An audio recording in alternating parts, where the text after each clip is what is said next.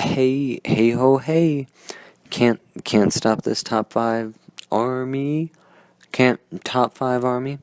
Uh, Today we're gonna be looking at top 5 unexplained phenomena in food production. Um just so you guys know, this is audio recorded after the fact. I got some complaints of audio quality, so I recorded it one time. Audio quality was bad.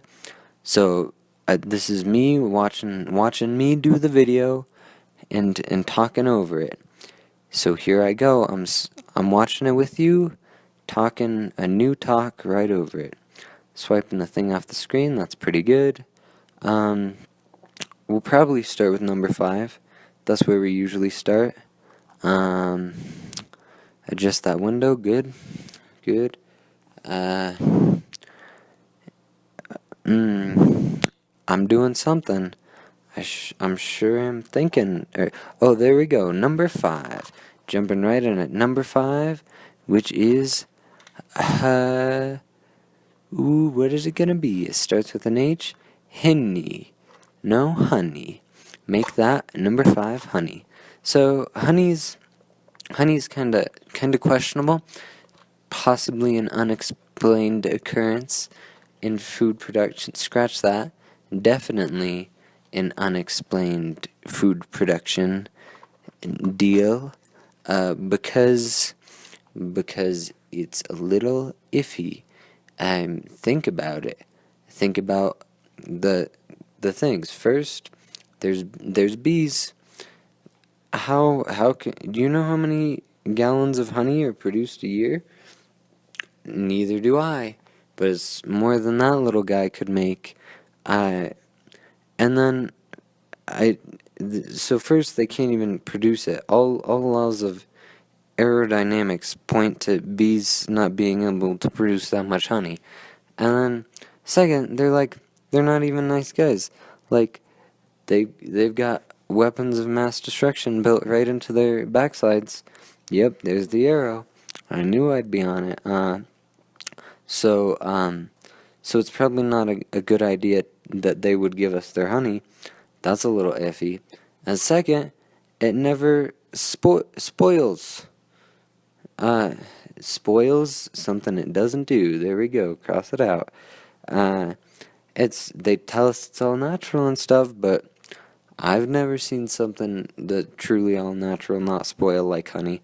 So that's pretty iffy. That lands it at the number 5 spot of questionable maybe occurrences in food production. Now we're moving on to number 4. Oh boy, my counting in numerical order. Number 4. Number 4 is Italian food. Okay, let's take a little think here. What are all the best foods? Well, off the top of my head, there's spaghetti. There's spaghetti and meatballs. There's SpaghettiOs. There's Chef Boyardee ravioli. That's a check for good food.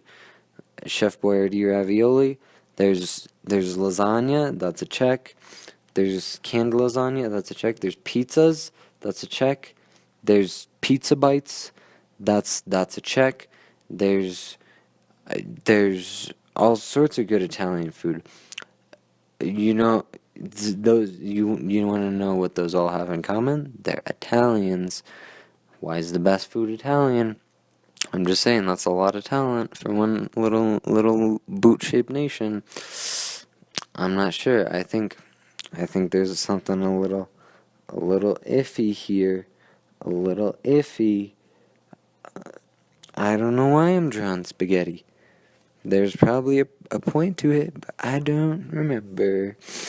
Post-recorded audio, everyone, just for you, for your ear listening purposes. Swipe it off the screen, get it out of there. I'm done with number 4, so we swipe it off the screen, we move on. We type into that box, that bright red 3, for pepper. So Pepper, a little coincidental, don't you think? Uh, that these hard little rocks happen to grow in nature, happen to taste pretty good too. They're black and white peppers. Oh shoot. Uh, Technical difficulties. We'll get by. Um, Pepper. Um, it's kind of squishy. Or no, that's why it's suspicious. It's not very squishy.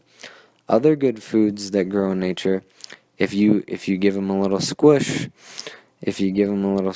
they're like blueberries. They squish right up, but not pepper. You squish that, ouch! Oh, that kind of hurts. I shouldn't have squished it so hard.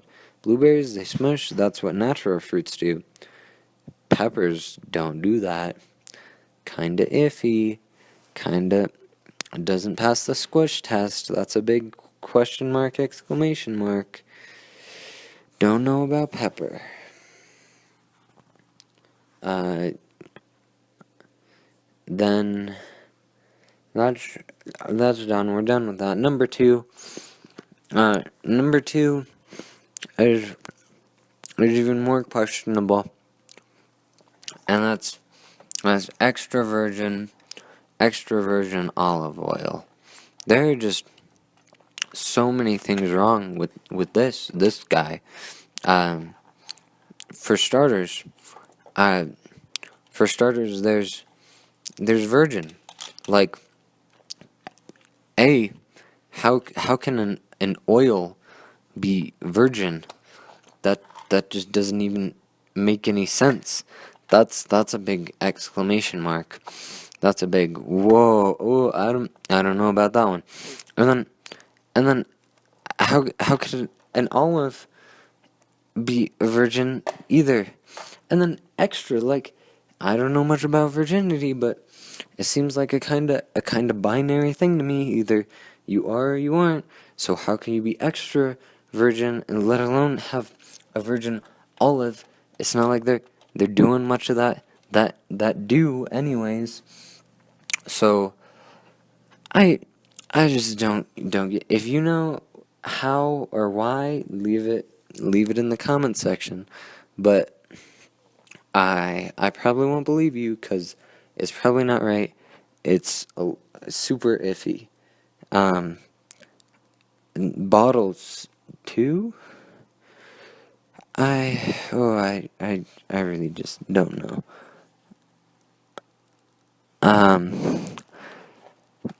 Yeah. So last one, the best for last, at number one. A drum roll, please.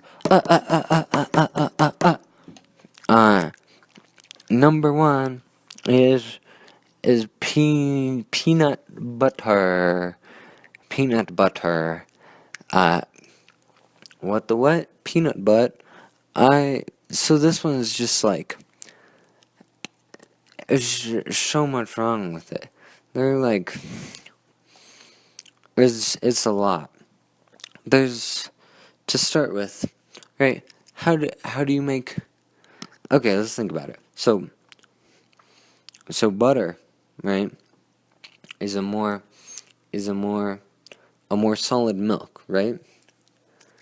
What is peanut butter? More solid version of peanuts? No, that's clearly wrong. You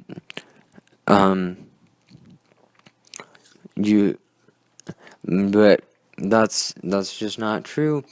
You give them one of those little blueberry squish tests I talked about in another number, then you'll find that the peanut clearly fails the squish test. It might budge a little bit to the left there.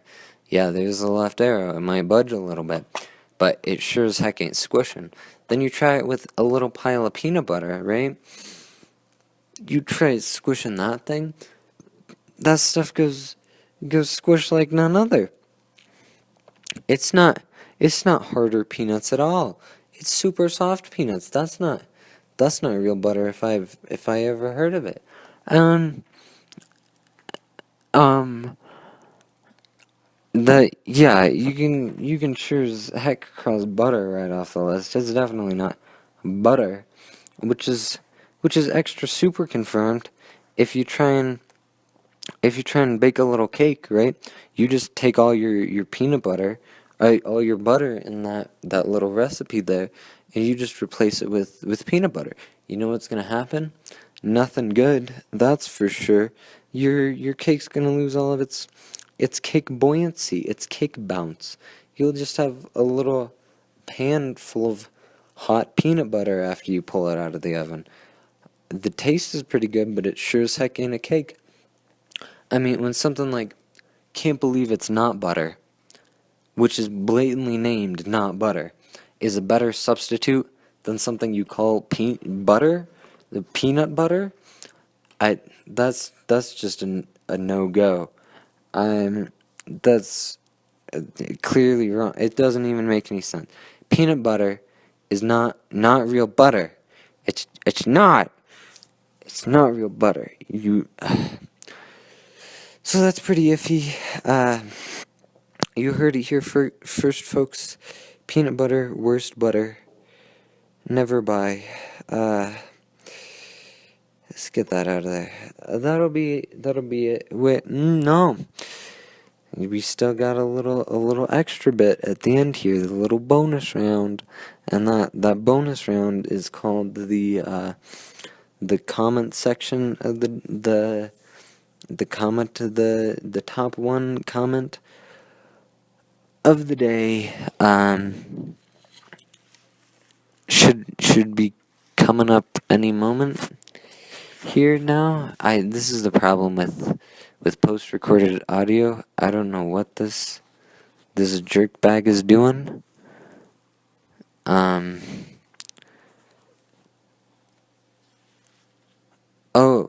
right. I put on my headphone here, and this is the part where I remember I don't have internet as I record this video, so I have to read it off my phone. So I guess I'll put it up on my phone again, and I'll record that again, I guess. Oh boy. So we got a little comment here that says, "Hi, am with really rockin' radical rods, really red rockin' radical records, and we were gonna offer you to do a co-op with you, but now we can't offer you Todia anymore." And that's from the millennial, who I guess probably started that company, even though I kind of told him not to, but maybe it was done beforehand. It's an important lesson for me, I guess.